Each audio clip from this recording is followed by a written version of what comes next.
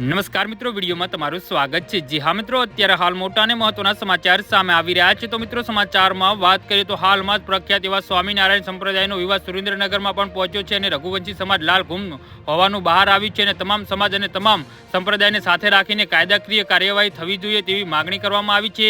ત્યારે સ્વામિનારાયણ સંપ્રદાયના બેફામ વાણી વિલાસ કરી સનાતન ધર્મને નીચો બતાવવા ગમે તેવી વાતો બોલી તેમના ખુદના પુસ્તકોમાં લખી ગમે તેમ કરી સ્વામિનારાયણ સંપ્રદાય સાધુ શિક્ષાપતિઓ કોના દ્વારા માન્ય થઈ આ જવાબ આપે તેવું સુરેન્દ્રનગર શહેરના રઘુવંશી સમાજે માગણી કરી છે। જી હા મિત્રો, અત્યારે હાલ મોટા અને મહત્વના સમાચાર સામે આવી રહ્યા છે।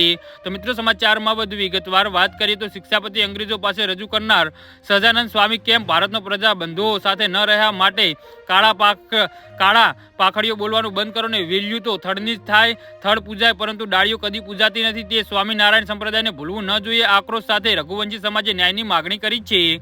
જી હા મિત્રો, તો આના વિશે તમારું શું કહેવું છે તો નીચે મારી કમેન્ટ બોક્સમાં જરૂરથી જણાવજો અને અમારી યુટ્યુબ ચેનલને સબસ્ક્રાઇબ કરવાની ભૂલતા નહીં। વિડીયો પૂરો જોવા બદલ તમારો ખૂબ ખૂબ આભાર।